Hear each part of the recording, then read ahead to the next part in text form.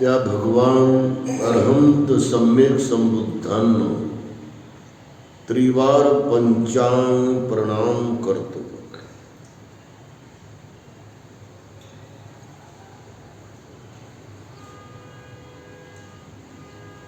जेव्हा जेव्हा सम्यक संबुद्धाचं रूप, त्यांचं दर्शन, त्यांचं बुद्ध वचन अमृत लोकाला चाखायला मिळते, त्या लोक आनंदित राहतात, लोक सुखात राहतात. सारे परिवार हे सुख शांतीचं वैभव बनवतात. आपल्या कुटुंबामध्ये बुद्ध दर्शन वारंवार अनुभूतीनं होणं,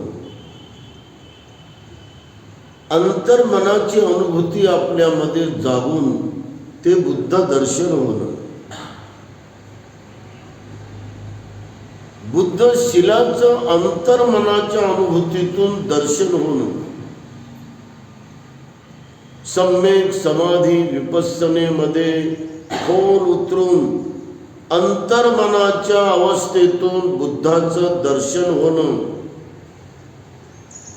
आणि या शिलाच्या पवित्र आचरणाच्या प्रभावानं आणि सम्यक समाधीच्या परिपूर्ण प्रभुत्वानं आणि प्रभावानं जी प्रज्ञा प्राप्त होते आपल्याला, ती प्रज्ञा महाप्रज्ञा बनते. तिच्या महान अंतर्मनाच्या अनुभूतीनं, प्रज्ञेची एक अंतर्मनाची अनुभूती आहे. ही अंतर्मनाची अनुभूती म्हणजे परिपूर्ण बोधीची अनुभूती आहे. आणि अशा प्रकारे महाकरुणेच्या अति उच्च अवस्थेला अंतर्मनाच्या अनुभूतीनं जाणल्यानंतर आपल्या चित्तामध्ये शांती सुखाचे वेगवेगळे तरंग जागत राहतात. आणि असं हे कुटुंब, हे बौद्ध कुटुंब अंतर्मनाच्या अनुभूतीच्या बळानं परिपक्व स्थितप्रज्ञ बनते, समतोल बनते. ते मनाच्या अंतर्मनाच्या समतेमध्ये परिपूर्ण मजबूत बनते. तर त्यांची शांती, त्यांचं मानसिक सुख कुणी हिरावू शकत नाही. अनुभूती आणि अंतर्मनाची अनुभूती दोन आहेत. तुम्ही इथून बाहेर गेला, चाफ्याच्या झाडाच्या फुलाला जाऊन पाहिलं, तुम्ही त्या चाफ्याच्या झाडाजवळ आपलं नाक नेलं तर तुम्हाला चाफ्याच्या झाडाची अनुभूती होईल, सुगंध तुम्हाला त्या ठिकाणी लाभेल. बरं, तुम्ही इथे सकाळी लवकर येऊन बसला 6:30ला आणि तुम्ही एकटाच आहात, उपासिका उपासक, किंवा तुम्ही बरेच जण आहात उपासक उपासिका, आणि तुम्ही 1 घंटा अनापानमध्ये विचरण करू लागला. तुम्ही अनापानचं तुमचं अधिष्ठान तुम्ही निर्धारानं परिपूर्ण करू लागलात. अजिबात तुम्ही कोणत्या दिशेला पाहत नाही, इकडे पाहत नाही, इकडे पाहत नाही, इकडे पाहत नाही. डोळे बंद करून तुम्ही अंतर्मनाची अनुभूती या नैसर्गिक श्वासावर करता. ही जी अंतर्मनाची अनुभूती आहे, या 1 तासाच्या किंवा अर्ध्या तासाच्या वेळेमध्ये तुम्हाला चतुर्थ ध्यानामध्ये नेऊन पोहोचवेल. हे चतुर्थ ध्यान, हे प्रथम पायरीचं ध्यान, हे द्वितीय पायरीचं ध्यान, हे तृतीय पायरीचं ध्यान, हे चतुर्थ पायरीचं ध्यान. या चतुर्थ पायरीमध्ये तुम्ही परिपक्व निर्विकार चित्तानं शांत अर्धा घंटा 1 घंटा जेवढं तुम्ही आरक्षण मनात ठेवलं एवढं मला बसायचंच, मला एवढं अधिष्ठान निर्धारपूर्वक करायचं.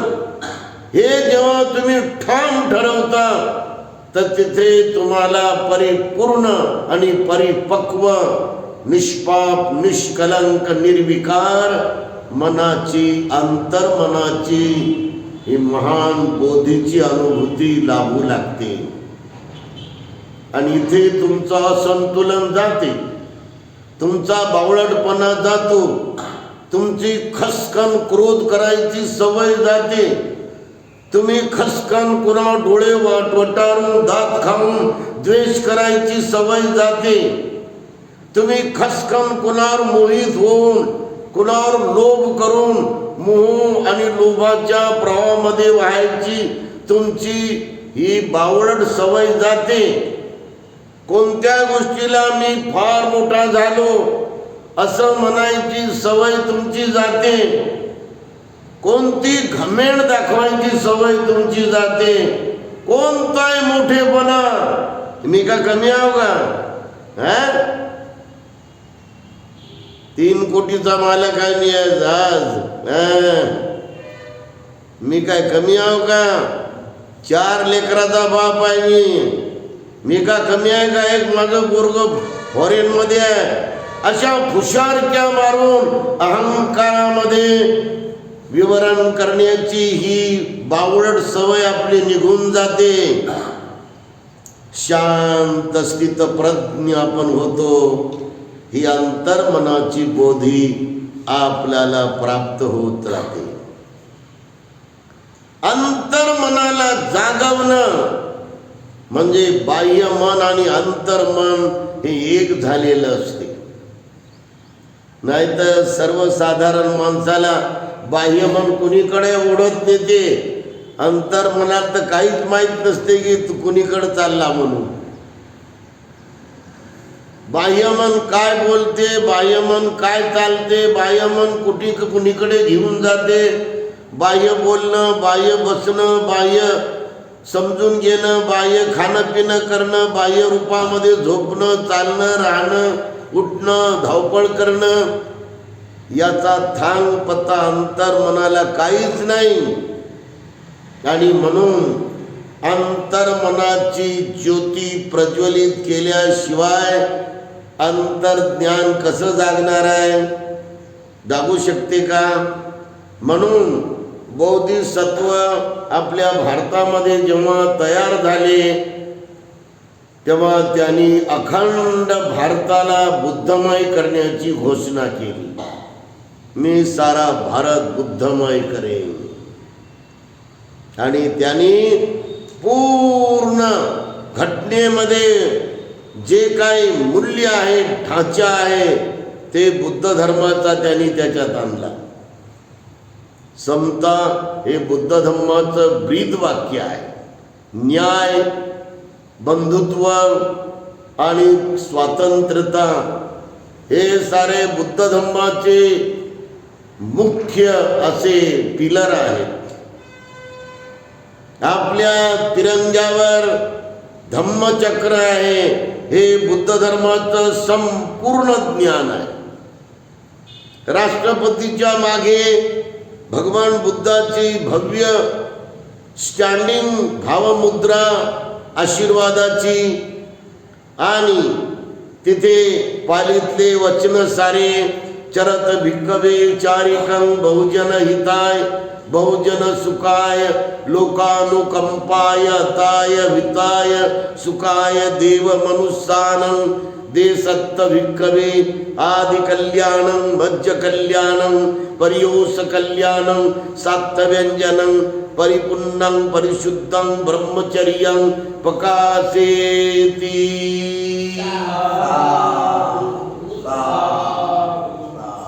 हे पालीतलं वचन तिथे तुम्ही सोन्यामध्ये कोरून ठेवलं आहे घटना समितीनं, आणि राष्ट्रपतीच्या वरच्या बाजूला आहे ते. राष्ट्रपतीची खुर्ची खाली आहे. हे भारत बुद्धमय करण्याचं खरं कार्य नाही का? तिरंग्यावर धम्मचक्र आणण्याचं कार्य खरं भारत बुद्धमय करण्याचं काम नाही का?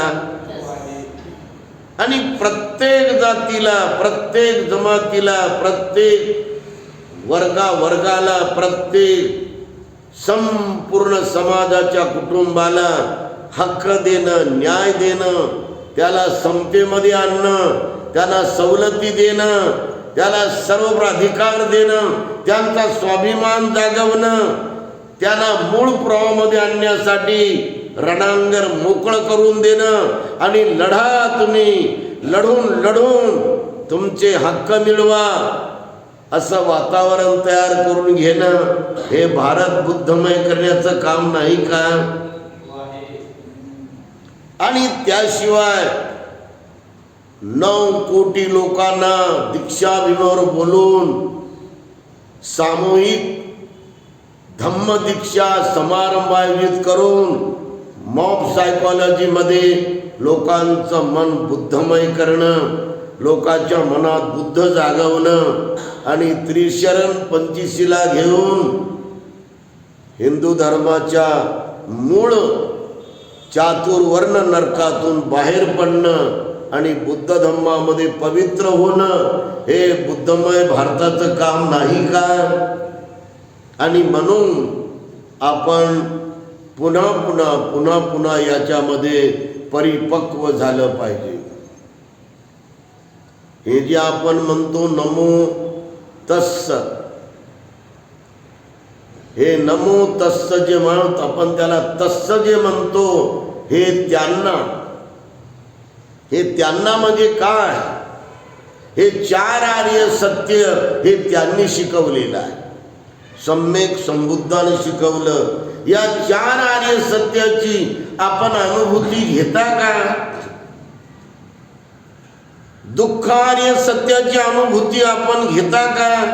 दुःखानं पळू लागले का आपण? दुःखाचे चटके आपल्याला आहेत का? दुःखानं आपण गांगरले का? दुःखानं आपण परेशान आहात का?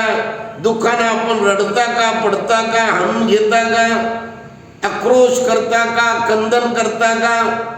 हे दुःखाची अनुभूती आहे. जातीपि दुःखं जरापि दुःखं रोगंपि दुःखं मरणंपि दुःखं पियेहि विपयोगो दुःखो अप्येहि संपयोगो दुःखो यं पिंचनमा दुःखं. जन्म दुःख आहे. काही घरामध्ये जन्मच नसते एखाद्या बाळाचा तर लोक परेशान होतात.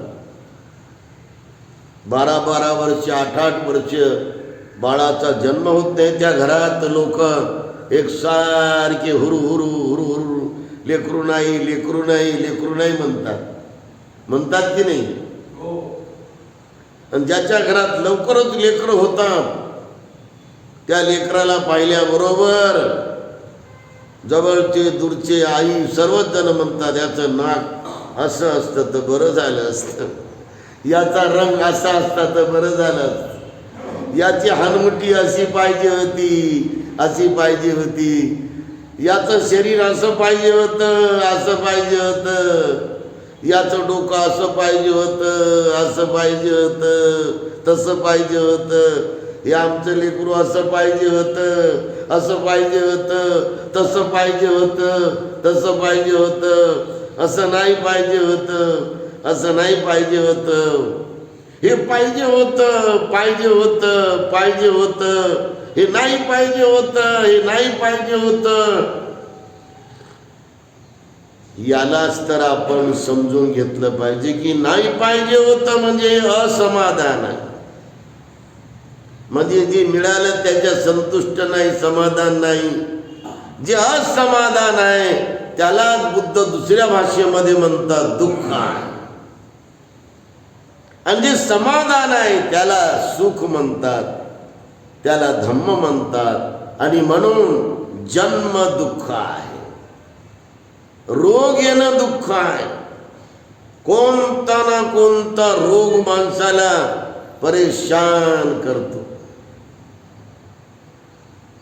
कोणाला पोटाचाच रोग परेशान करतो, कोणाला पचनक्रियेचा रोग परेशान करतो, कोणाला दाताचा रोग परेशान करतो, कोणाला कानाचा रोग परेशान करतो, कोणाला डोळ्याचा रोग परेशान करतो, तर कोणाला कंबरचा रोग परेशान करतो. काय करावं म्हणतो, कंबरच लई दुखू लागली, अगोदर दुखत नव्हती, आता सुरू झालं म्हणते. कोणता ना कोणता रोग माणसाच्या शरीरात येतो आणि माणसाला दुःख देतो. रोग हे सुद्धा दुःखाचं कारण आहे. रोगंपि दुःखं, भगवंतानी म्हटलं की रोग येणं हे दुःख आहे, म्हातारपण होणं हे दुःख आहे. पांढरी पांढरी केस झाले, गालावरले सारे केस, दाढीचे केस, मिशीचे केस पांढरे झाले. आपण किती त्याला शेविंग केलं आणि पावडर लावलं, लिपस्टिक लावलं, आपण त्याला काय काय लावलं तर ते काय सुंदर दिसते का काही? हा, किती आपण त्याला चिकन चिकन केलं, त्याला सुंदर केलं, दाढी दाढी करू करू, पावडर लावू लावू, त्याला अनेक तेल लावलं, अनेक पूर्णपणे चोपडे चापडे अनेक मलम लाव लाव केलं तर काय ते सुंदर दिसते का? गेलं गेलं जवानीची सुंदरी आणि म्हातारपणाची याच्यात किती फरक आहे. आणि म्हणून भगवान म्हणतात हे म्हातारपण सुद्धा दुःखाचं कारण आहे. हे चेहरा कसा झाला आहे, हे दात कसे झाले, हेकडे मिकडे, हे डोळे कसे झाले, हे नाक कसं झालं. 16 वर्षाचा होता तर किती सुंदर दिसत होता तू.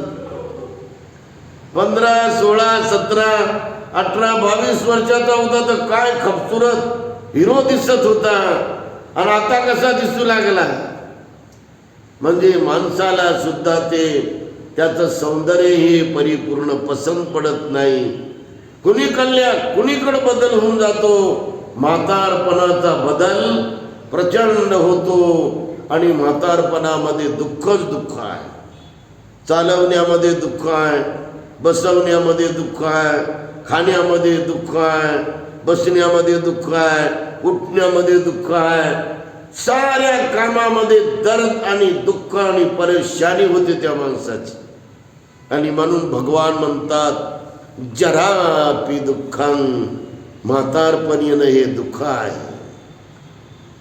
80 वर्षाचे झाले भगवान तरी ते 20 किलोमीटर चालायचे तर आपले चालण्याचं अंतर 1.5 फूट तर त्यांचं अंतर असायचं 3 फूट. ते 9 फूट उंच होते. जेवढे उंच होते तेवढे ते पूर्णपणे असे चवडे होते, ते बलदंड होते. ते त्यांचं शरीर महाकाय शरीर होत होते. आणि म्हणून हे जसं म्हातारपण दुःख आहे तसंच मृत्यू पण दुःख आहे. प्रत्येक व्यक्तीला या मृत्यूचं दुःख एवढं धक्का देऊन जाते, अनेक लोक त्या दुःखातून बाहेर पडू शकत नाही. अनेक कुटुंब मृत्यूच्या दुःखातून लवकरात लवकर ते बाहेर येतच नाही. एवढं प्रचंड दुःख आहे. आपल्या प्रियांचा वियोग होणं, आपले प्रिय लांब जाणं हे दुःख आहे. आपल्याला सोडून जाणं, अप्रिय आपल्याला मिळणं दुःख आहे. यासाठी आपण नमो तस्स त्यांना आपण म्हणतो. हे 4 आर्य सत्याची अनुभूती आपण घेतल्यामुळे दुःखाचं खरं मात्र आपल्याला ज्ञान प्राप्त होते. आपल्या मनासारखं न होणं हे दुःख आहे. मनाच्या इच्छा पूर्ण न होणं हे दुःख आहे. मनाच्या विरुद्ध होणं हे दुःख आहे. ज्यामुळे शरीर बनलं ते 5 उपादान स्कंद, रूप वेदना संज्ञा संस्कार विज्ञान. रूप उपादान स्कंद, संज्ञा उपादान स्कंद, वेदना उपादान स्कंद, संस्कार उपादान स्कंद, विज्ञान उपादान स्कंद. हे 5ही उपादान स्कंद दुःखमय आहे.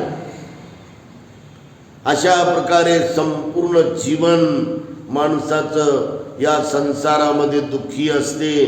आणि या दुःखाचं कारण भगवान बुद्धांनी पूर्ण शोधलं की दुःखाचं कारण तण्णा आहे. तण्णा म्हणजे तृष्णा आहे. म्हणून हे दुःख आर्य सत्य, हे दुःख निरोध आर्य सत्य, या तृष्णेला बंद करणं, तृष्णेला थांबवणं हे आपल्यासाठी महान आहे. आणि दुःख निरोध गामिनी प्रतिपदा आर्य सत्य. दुःख निरोध गामिनी प्रतिपदा आर्य सत्य म्हणजे काय आहे? दुःखातून मुक्तीचा मार्ग आहे. केवळ भगवान बुद्धाने दुःखातून मुक्तीचा मार्ग शिकवला. हे कुणालाही शिकवता आला नाही. हे ज्ञान कुणालाच मिळालं नाही.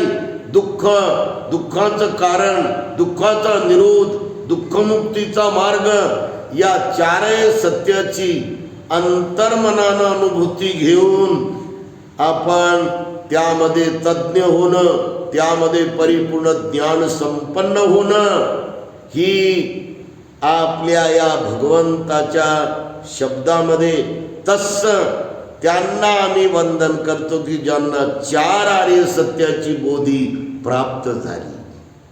ज्यांना 4 आर्य सत्याचं संपूर्ण ज्ञान प्राप्त झालं आणि त्यांनाच मात्र मी वंदन करतो, प्रणाम करतो.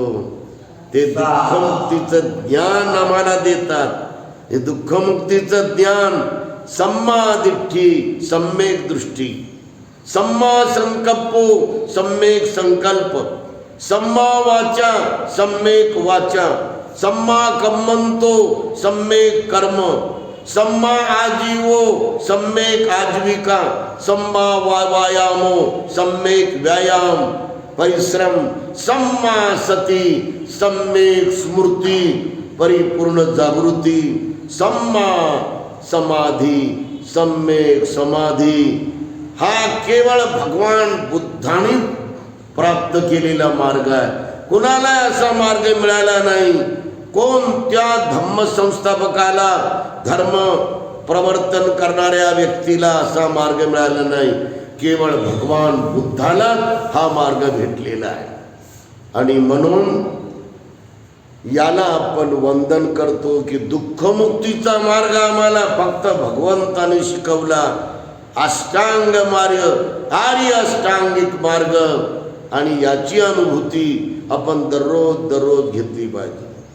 सर्वांचं मंगल हो.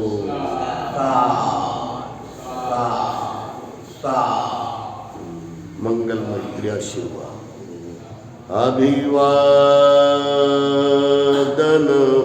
शिलिस निचन बड्ड पचायनो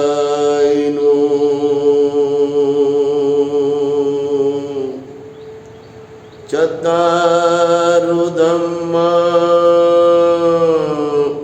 वड्डंती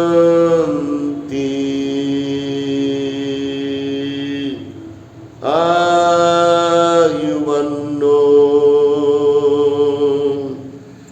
सुखं बल